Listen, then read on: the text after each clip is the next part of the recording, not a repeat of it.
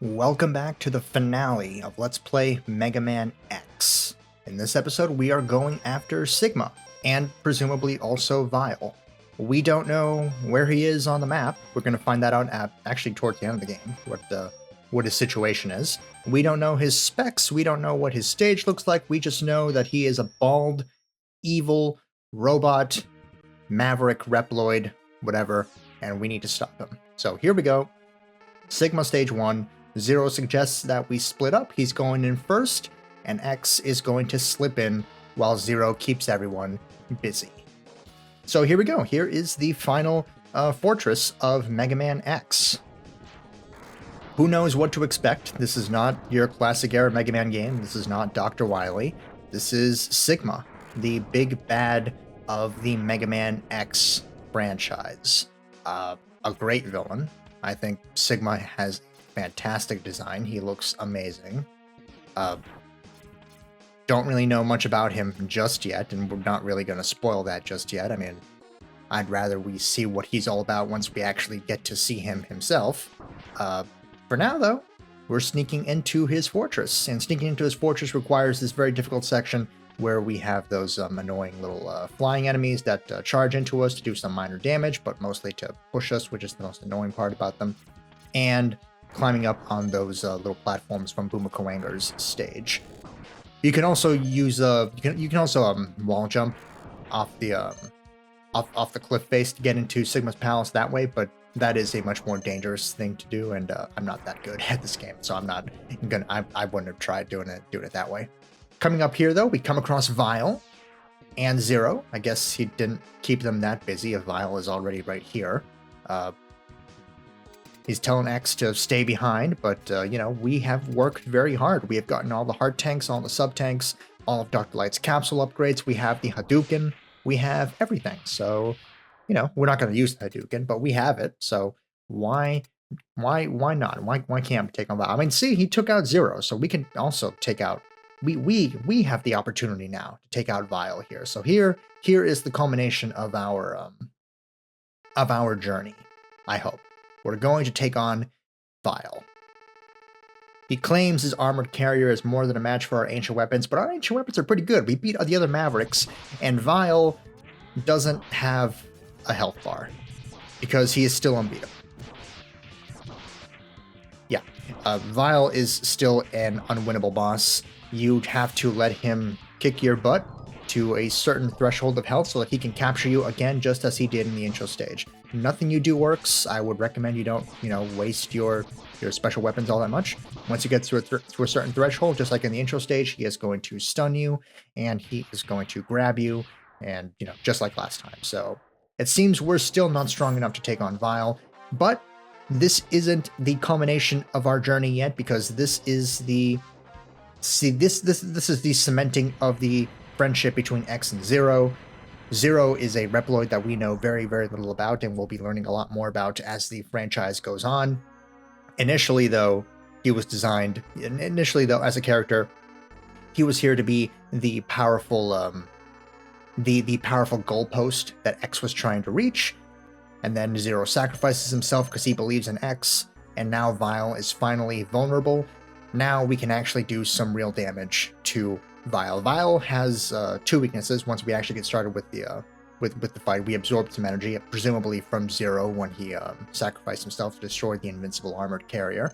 Now it's time to fight Vile. He actually has a health bar. He's actually beatable this time. Vile jumps around. He fires little grenades from his legs, little napalms. He can also fire stun shots from his from his shoulder cannon to stun you, similar to what he does at the end of the unwinnable fights. He also just charges into you. Very straightforward. He does a lot of damage, even with the armor upgrade that we got in the previous video. So, use his weakness, which is either Armored Armadillo or Launch Octopus. After that, you come across what remains of Zero. He's got some little blood there on the side of his lip. Again, Mega Man X cementing itself as the edgy Mega Man, the more mature Mega Man, the Mega Man for the teenagers, as opposed to classic era Mega Man, which is the Mega Man for the kids. Here, Zero is declaring that, we are strong enough to go after Sigma. He believes in us, that's why he sacrificed himself. We can have a slightly different scenario play out if you enter this stage without having gotten the arm parts. The arm parts, as you may recall, were found in Flame Mammoth stage. They allow us to charge our X-Buster to that nice purple that nice purple beam that kind of spins around, and also allows us to charge our special weapons to get like the bigger tornado or the Chill Penguin slide thing, the Chill Penguin toboggan, things like that. If you enter this fight without having gotten the arm parts, then you will be able to collect a secret upgrade at this point. So everything here plays out exactly the same. You get here, Vile is still unbeatable. Zero sacrifices himself to give you the opportunity to stop him. You can use either the Armored Armadillo weakness to attack Vile. Here again, he charges at you, he jumps around, he fires napalms from his knee. He can fire stun shots from his shoulder cannon. His weakness is either Armored Armadillo or Launch Octopus. You just use either to stop him. As you can see, I used Armored Armadillo there, and here in the separate playthrough, I used Launch Octopus. They're both effective. Use whichever one you want. It's dealer's choice when it comes to Vile's weakness. You can use Armored Armadillo, you can use Launch Octopus. It doesn't really matter. Just use whatever you want to stop him. Okay. So after you defeat Vile, if you don't have the arm parts from the Dr. Light Capsule and Flame Mammoth stage, then you have a slightly different cutscene play out with Zero. It's not radically different, but Zero declares that X is far more powerful than he was back in the intro stage, but Sigma is still more than he appears to be. And thus, Zero is going to grant us his Buster. Now, we don't have any unique animations for this. This Zero Buster is, for all intents and purposes, just an alternate version of the arm parts. By the time you get to this point of the game, you have to have the Chill Penguin foot parts, and you will have to have the arm parts in some way, shape, or form. You don't ever have to get the helmet parts or the body part, the armor, but you will always have the dash ability, and you will always have the charged up Buster, which is good because having the charged up Buster lets us use things like Sting Chameleon's charged up ability, which is a better version of the shield than the Armored Armadillo shield because it's actually invincibility. It's invincibility for a certain period of time. So compared to the Armored Armadillo shield, I think the Sting Chameleon invincibility is much better and much more viable compared to Armored Armadillo's shield. I don't do a great job of showing that off because here I am getting hit left and right and not making much progress at all after all this time. Look, I just fell down here, which is not great, but it is a good opportunity, I think, to at this point show off the sub tanks. I'm low on health, so I'm going to use up one of my sub tanks to fill up with some reserve health. Those sub tanks remain empty until you actually take the time to fill them up. You can only fill up sub tanks once you are at full health and collect a health pellet. So there you go. That is how sub-tanks work. Once again, here we have the boss of the stage, or not. No, it's not the boss of the stage. Look at that. It's Boomer Kuwanger. So Sigma's palace operates the same way that Dr. Wily's castle in the very first Mega Man game does. It's a nice throwback to the original Mega Man game, where instead of having a teleport room with all of the with all the Mavericks, you have to fight one after the other. All the robot masters, you have to fight one after the other.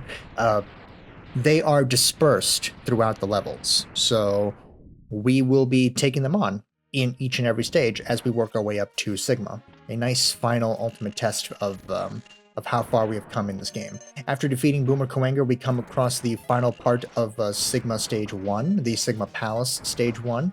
It is a simple little hallway filled to the brim with Metools and annoying flying enemies and those spike wheelies and stuff. And now we're going to come across the actual boss of Sigma Stage 1.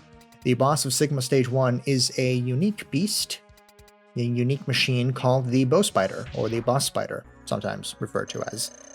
This thing is going to generate those little lines there, and just follow the path down to the ground. This is based off a game. I can't remember for the life of me what that game is called, but this is just that game that, again, for the life of me I can't recall. It's going to be in the description of what that game is, because right now I just cannot summon that word, whatever it is, from my head. But Bow Spider is basically just this classic game where you have to where you follow the lines down the ground. It just does that.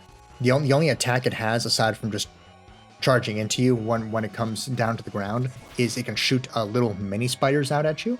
And if it shoots those little mini spiders, I'd recommend you switch over to Storm Tornado so that you can take them out quickly. If you don't, then you're going to probably take some hits. It's not that difficult. It is a lot. It is a luck-based battle. You know, you don't really have a lot of control over how well this battle goes. It's just you either get lucky and you have some good patterns there with the lines it generates, or you don't, and you just have to kind of flail back and forth, taking some hits before you finally get the opportunity to take it out once and for all. So that is the first boss of Sigma. Nice, unique little creature there. Let's see. Bow Spider. I'm looking up Bow Spider. Now, by the way, Mega Man X, not the classic Mega Man franchise. So unlike the classic Mega Man franchise, where once you enter Dr. Wily's castle, you can't leave and you have to conserve your weapon energy from stage to stage, because it all transfers over from stage to stage, Mega Man X is not like that at all. In fact, you will regain all of your weapon energy between Sigma stages. So I think it's fine here, because this is not this is not classic era Mega Man.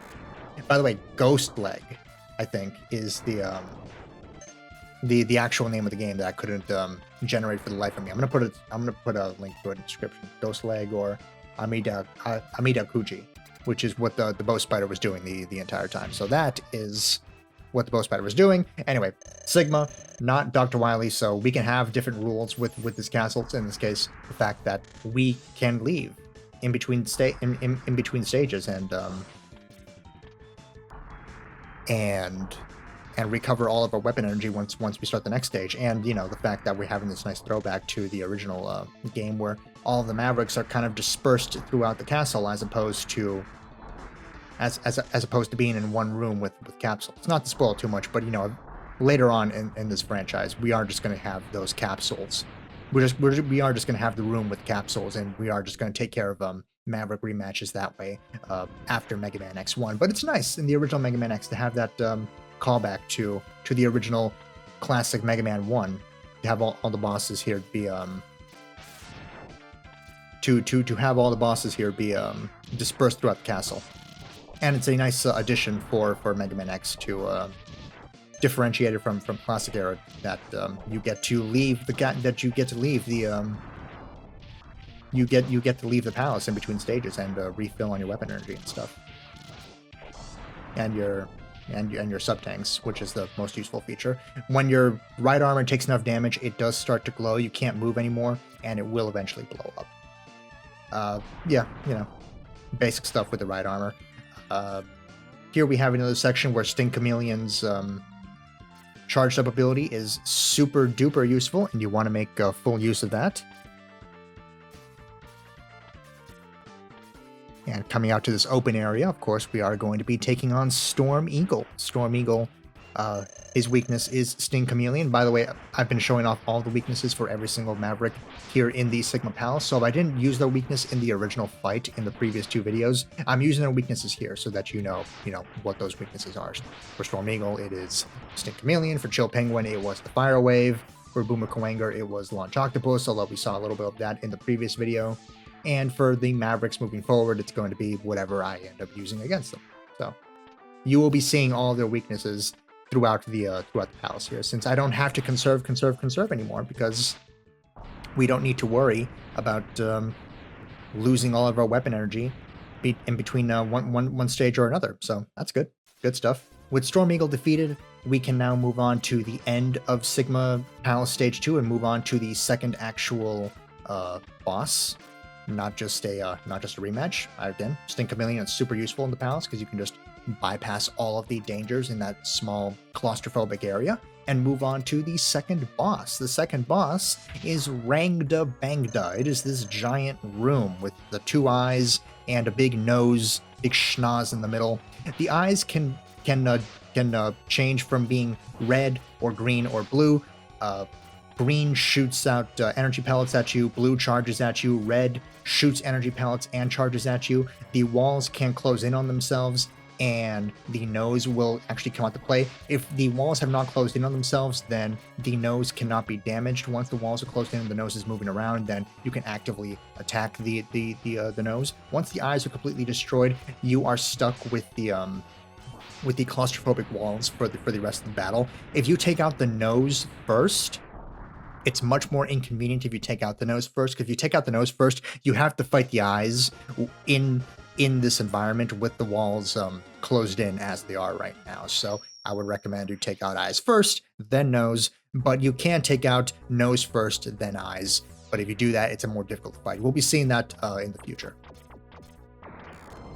But for now, we move on to Sigma Stage 3. I didn't show off the menu again. You know that in between Sigma stages, you can go back to the menu, refill in sub-tanks and all that stuff if you want. I didn't show that because you already saw that once and that happens again, so I figured I'd just save a few seconds to get us into Sigma Stage 3 immediately. Sigma Stage 3 is as close to a boss rush as the original Mega Man X has. This is a very straightforward stage, very straight paths, no real...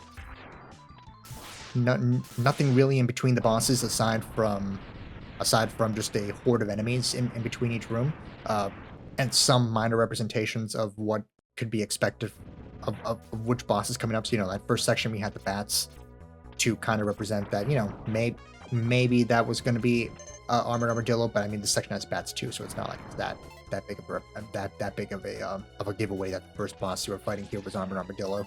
The second boss we are fighting here is going to be Sting Chameleon. Again, not really much of a giveaway that this next boss is Sting Chameleon, but it is. Armored Armadillo was weak to Electric Spark, as you saw, and as we saw in the previous video as well. Sting Chameleon, I talked in the previous video about how he's weak to the Boomerang Cutter. Here we get to see that. The reason why I didn't use it in the previous fights, because if I did, you wouldn't have been able to see his range of attacks in full display. But here, I am using his weakness and not using it very well because, ideally you want to be attacking him. Ideally, you fall into a pattern where he, you attack him with the boomerang, he jumps up to one side of the screen to hang from the ceiling to fire down spikes at you, and then he, and then you hit him again, then he jumps to the other side of the screen to hang on to fire more spikes at you. That's the ideal way that this fight's supposed to go, but I am not good at using the boomerang cutter at all. I don't really know. I'm not really good at controlling if the boomerang goes low or goes high. There is ways to control it, but I'm not that good at it, so I'm not gonna talk about it too much because I'm just not good at controlling that. So come in here, make sure you got sub tanks because Sting Chameleon is tough. He's got a lot of attacks. He does a lot of damage. As you can see, even with the armor, does a lot of damage. I did not do a good job against Stink Chameleon at all because I just don't really know how to control the boomerangs that well. I like Mega Man X, but it's not. I'm not the best at Mega Man X, if that wasn't made abundantly clear already. This section, very short. 3 enemies, literally. Use the boomerang cutter to reach those items that are in there. You want to make sure you're filled up on boomerang cutter entirely because you're going to need it for some bonus things that you can do against the I guess a couple of bosses here in this stage, as well as the actual boss of this stage. As you can see, Spark Mandrill is weak to Chill Penguin. I mean, if you actually use Chill Penguin's ability, then you find yourself in a situation where Spark Mandrill can't really do anything. He got one attack off, he got a couple of attacks off, but he can't really do anything. You just keep freezing him over and over and over, and then he's dead, and that's it. Very, very straightforward. There's not much to Spark Mandrill if you use his weakness. It's why I didn't use his weakness back in part 1, because if I did, then we wouldn't have seen anything that he was capable of doing. We wouldn't have had anything to talk about. But if you want an easy time against Spark Mandrill, a boss that is considered to be pretty difficult in the lineup of Mavericks in this game, then I would recommend you just use his weakness, because it completely nullifies everything that he does.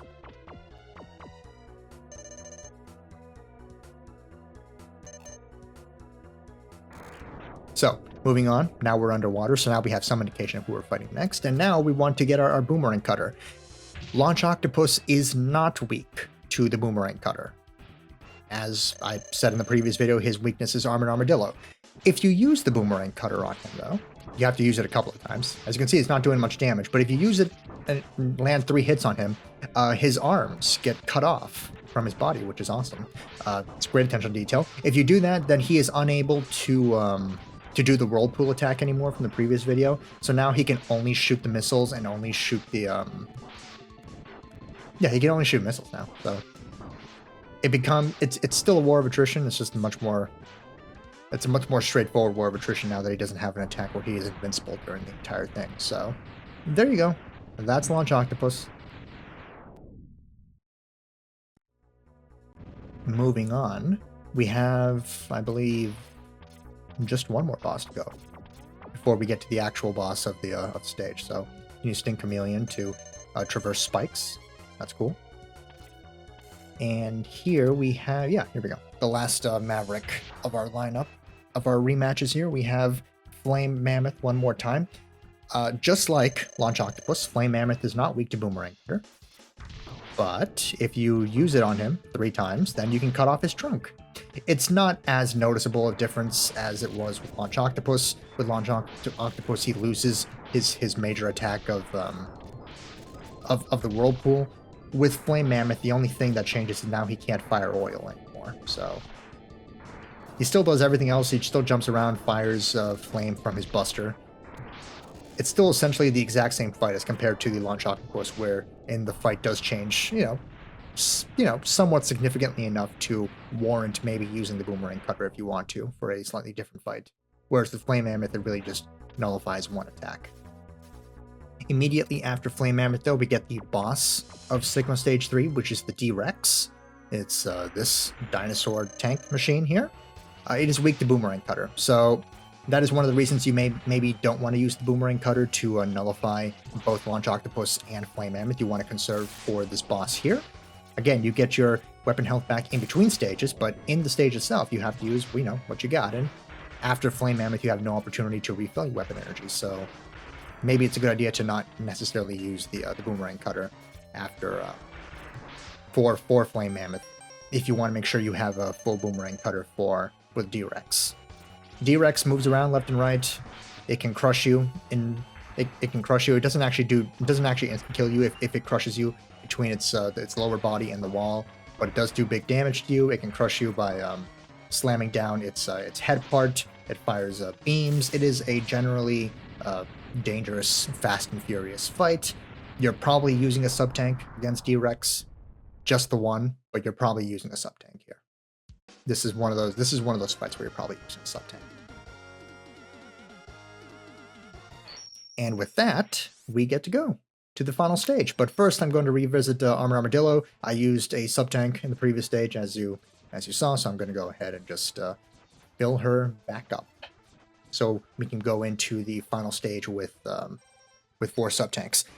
The final stage is difficult. The final bosses are difficult. You want to make sure you go in with 4 full sub-tanks. You want to make sure you go in with lives. You want to make sure you have all the Dr. Light parts, so that you have, especially the armor parts, so that you can take half damage. You're always going to have the arm parts and the foot parts, as we talked about in the beginning of the video, but make sure you take some time to get Sting Chameleon's armor parts. The armor parts from Sting Chameleon stage, so that you can so that you can come in here and take half damage from everything.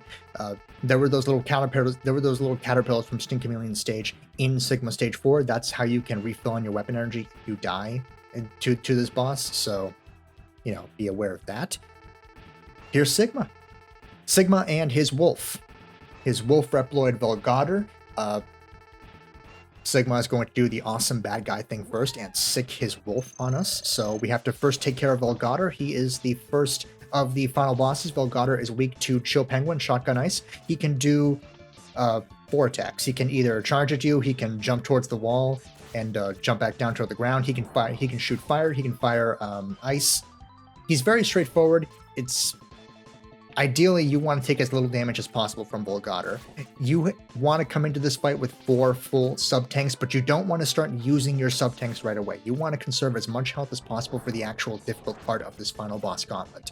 And Velgader is not the difficult part of this final boss gauntlet. You want to use as little as possible. As soon as Velgader is dead, pause and switch over to Electric Spark. You don't want to waste the time when you start the next boss battle to try and prepare for the weakness. So Velgader, weak to Shotgun Ice. Make sure you immediately switch over to Electric Spark before Sigma comes down after Velgader is defeated, so that you can be prepared for the second final boss battle. The second battle, Sigma's going to throw off his cape, activate his lightsaber of all things, and he's going to come after you.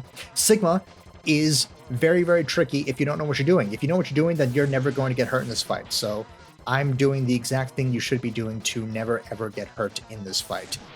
Essentially, I climb up to the top, I wait for Sigma to hit the left wall that I'm jumping on 3 times, and then I immediately jump down. So here we go. I'm up there, Sigma hits the left wall once, he flies to the right, hits the left wall a second time, flies to the right, hits the left wall a third time, flies to the right, I immediately jump down as he starts flying. I can hit him with an Electric Spark 2 times as he makes his way back to the ground. That is the ultimate way to take on Sigma Phase 1. You can go ahead and skim through the timeline here on YouTube so that you can see how this fight works. But again, you just hug the top left wall. He's going to hit the right wall 3 times. As soon as he hits the right wall the 3rd time, you want to immediately jump back down, hit him with Electric Spark 2 times on his way down, and you will be able to kill him no problem without taking a hit. You should be able to take on Sigma without getting hit at all, because you absolutely need to conserve your health for this. You want to take as little damage from Velgader and no damage from Sigma Phase 1 if you can, because Sigma Phase 2, the final boss, Velgader Sigma, is when his head combines with this giant body of his wolf, and he is going to just be at his most dangerous. This is the most powerful, difficult boss of the game. Its weakness is Armored Armadillo. I would recommend you use it. Don't waste your time. This is going to be such a long, drawn-out fight as it is that you don't want to waste your time trying to use other weapons. Just use Armored Armadillo. He has 4 different attacks. He can either fire he can fire electricity from his mouth and fire that across the screen. That's very difficult to dodge. Does decent damage, but it's not the worst thing you can get hit with. The flamethrower is easier to deal with because it only deals with the middle of the arena. It only affects the middle of the arena, but that does big damage. You don't want to get hit by the flamethrower if you can help. Then from his hands, he either fires lightning from them, directly above and directly below, or he just charges the hand. He charges the paws at you. If he charges the paws at you, that's your opportunity to climb on and get up close to the head, which is the only weak point, and hit him with the Armored Armadillo ability. It is a very difficult fight.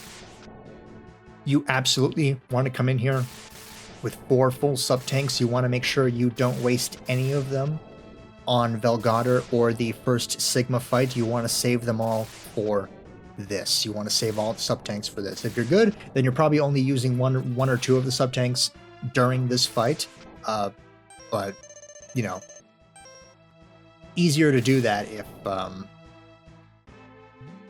much easier to do that if you come in with 4 full sub-tanks and don't use any of them during the Velgader fight or the first Sigma fight. This is a fantastic way to end the first Mega Man X game. I mean, we had no idea what Sigma was going to be like or what his whole deal was going to be. And the fact that he throws off his cape, that he sicks his dog on you, and then he throws off his cape and comes at you swinging with a lightsaber, and then combines into this massive thing is a really, really strong. It's a really, really strong way to end this game. Mega Man X is phenomenal all the way through, and it is the perfect showcase for why Mega Man is such a long-lasting franchise. That this spin-off game did so extremely well. Sigma has been defeated. He's dead now. And, you know, back in the day, back in 1993-94, we had no idea if Sigma was going to be the Dr. Wily of the Mega Man X series, if he was going to be a recurring villain, or if he was just going to be a one-and-done, if we were going to have different villains every game. And I mean, as it turns out, Sigma is going to be a recurring villain, but this is a very strong way to end the first Mega Man X game. As it turns out, we were in a floating city in the sky. I don't know how we couldn't have found that earlier, but whatever. That's it. Sigma's dead. Zero's dead. Vile's dead. The war, as the text here is explaining, has finally ended. The Maverick Rebellion is over. Sigma's attempt to take the new sentient species of Reploids and try to and his attempt to try to overthrow and replace humanity has been stopped, and now peace has been restored. At what cost? At what cost? Oh, Mega Man X is so edgy and so much more mature than classic era. Yeah, this is a fantastic game. This overall, from beginning to end, is a fantastic game. This is one of the best games of all time. It's not my favorite in the X series because I have a bias towards a certain other title that I played a lot more than this, but objectively, Mega Man X is one of the best designed games of all time. And honestly, there are almost no other games in the X series that I think that honestly compare to X1 when it comes to just how tightly it was designed, how well it was designed. The original Mega Man X stands as just a complete triumph. It is a phenomenal title. I absolutely love it from beginning to end. Yeah. But this is only the beginning. We have a whole long franchise ahead of us, not as long as the classic era, but still long. We have 8 numbered games, a few spin-offs, and here we go. The beginning of a new journey. I hope you all enjoyed. Next time, we're going to continue talking about the original Mega Man X, because next time I am going to be playing Mega Man Maverick Hunter X, the PlayStation Portable remake of the original Mega Man X. If you were wondering why it took so long between my previous videos and this one, for a game that's really basically just an hour and a half long, shorter if you're good at it, which I'm not, but shorter if you're good at it, it's because I played both the original Mega Man X and the remake, Maverick Hunter X. So next episode, we're going to be talking about Maverick Hunter X. I hope you enjoyed, and I hope you will stick with me for another journey through Capcom's Mega Man series. I know I'm very excited. I like the X games a lot. One of my favorite games of all time is in the X series. Again, not the first one, but that's only because I have a certain bias towards this particular title. We will get to it eventually. Thank you very much. Again, hope you all enjoyed. I will see you all next time. Stick around for the end of the credits because there is a post-credit thing if you're not aware. The original Mega Man X does have a post-credit sting to sort of give you a hint towards the future. So, yeah. Hope you enjoyed. Bye-bye, everybody.